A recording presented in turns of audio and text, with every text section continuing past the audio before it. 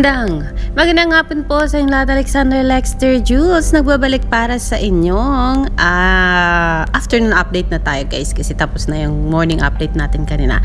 Yes, mga kaibigan, nagpasalamat tayo kay Miss Vina Morales dahil sa totoong pagmamahal niya sa kanyang kasamang si Maymay Entrata, na kung saan sila po ay under sa isang managership po.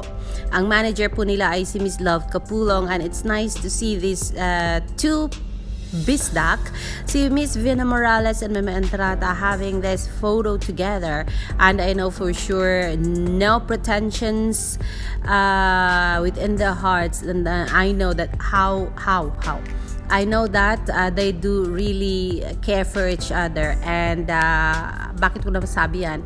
Dahilan sa nakikita natin how much Miss Vina Morales shows love to Meridel Maymay Entrata every time na sila ay magkasama sa asap natin to, and she is always proud posting this photo of her and Maymay Entrata sa kanyang Instagram.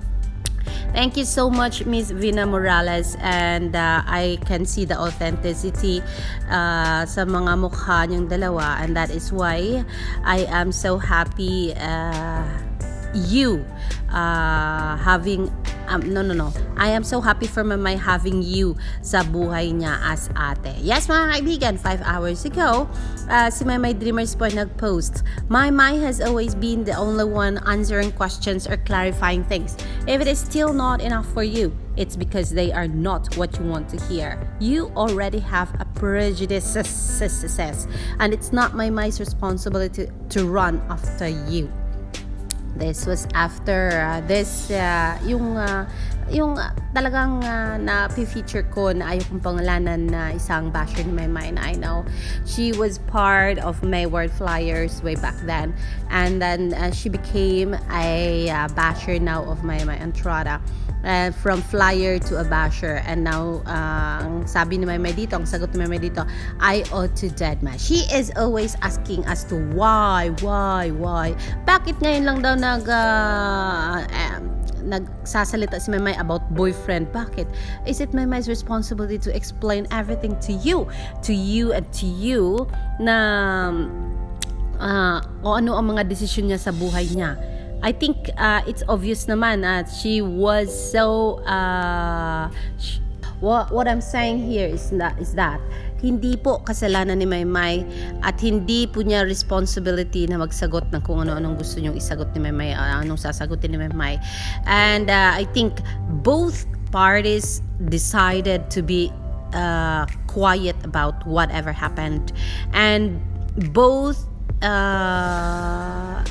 person, yung alam naman natin na silang dalawa ay nakapag-come up ng decision to be friends long time ago already. And tawag dito, it's not an issue anymore, guys. The issue was closed so long ago, and I don't know why you kept bringing that back to our memories when you're supposed to just leave it, kung ano man ang nangyari way back then, kung ano man ang gustong gawin ng dalawang bata, sa kung ano man ang sinasabi niyong issue back then, na even me, I do not know exactly what happened. Me as a vlogger, ay hindi ko po ninais na malaman kung ano ang nangyari, dahilan sa kahit si Maymay and Edward ay hindi nila ninais ipakita sa buong mundo kung anong nangyari back then. I do not know bakit ang bitter mo kay Maymay, at kung bakit hindi ka makapag-move on, o di ba? Imbis na ayaw kong pag-usapan yan, guys, kaso lang nabasa ko, kaya medyo tumaas ang aking kilay. Wow, andito sa Pinas si Krung. Sana magkatagpo sila ni Maymay Entrata. Isang collab naman dyan. Bakit nagkasama ba si Maymay? Uy, bakit may photo sila together? Kailan ba yan na nagkaroon ng photo si Maymay? That was I Want ASAP. So, ibig sabihin na interview na ni Maymay itong si Zandara Park way back then, at meron silang dalawang photo na magkaibang damit ni Maymay. Ibig sabihin, hindi ito magkasama or sa iisang event lang sila nagpa-picture. But yes, Maymay, gorgeous Maymay.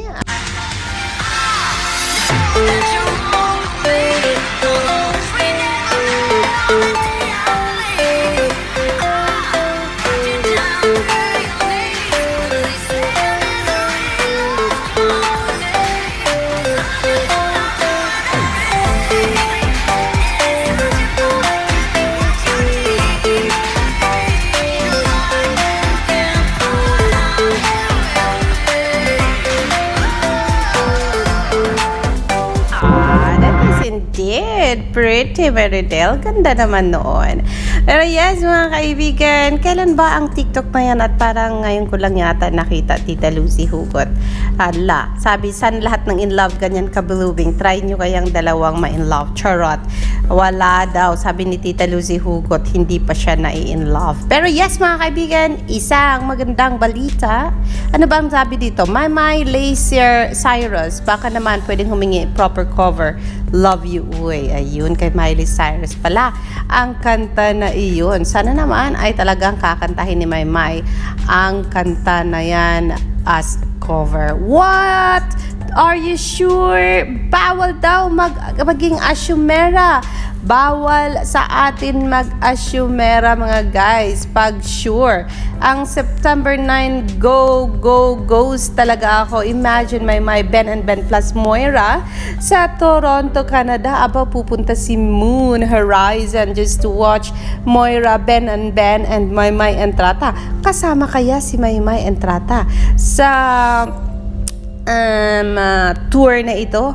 One Music Fest London, sila pa rin kaya ang kakanta sa One Music Fest London sa September 9? At sila pa rin ba kaya ang kakanta sa One Music Fest sa Sydney, Australia? Kung kaya ba ay nakita minsan si Meridel Maymay Entrata sa Australian Embassy sa Pilipinas. Uy, naku guys, huwag na lang tayo mag-assume.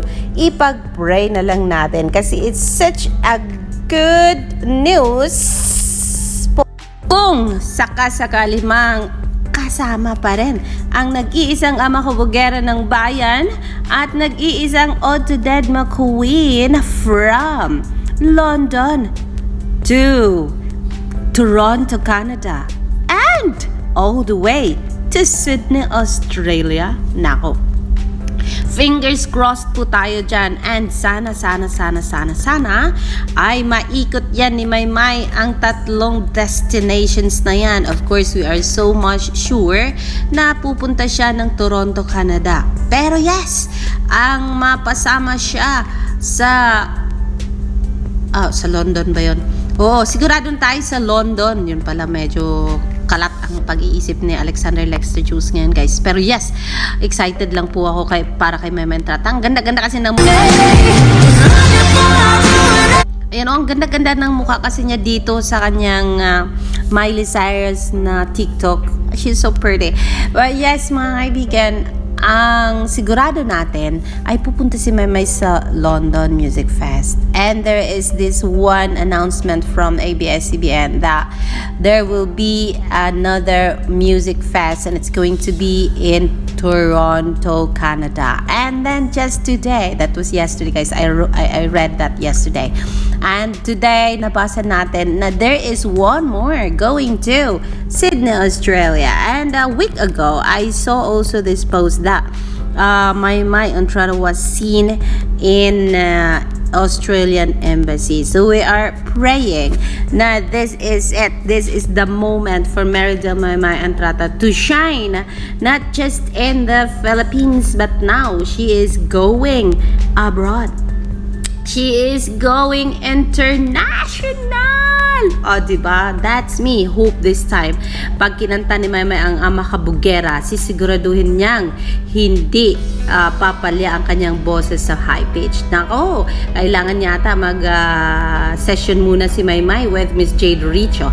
How to fix that ama kabugera to the level na talagang hindi papalpak ang boses niya. Kasi guys, Toronto, Canada, Sydney, Australia, and London, kung mapasama siya sa tatlong yan, naku, Maymay, lalapad ang family mo at dadami ang makakapanood sa mga performances mo. Not just on free TV sa Philippines, but now, it's going to be abroad.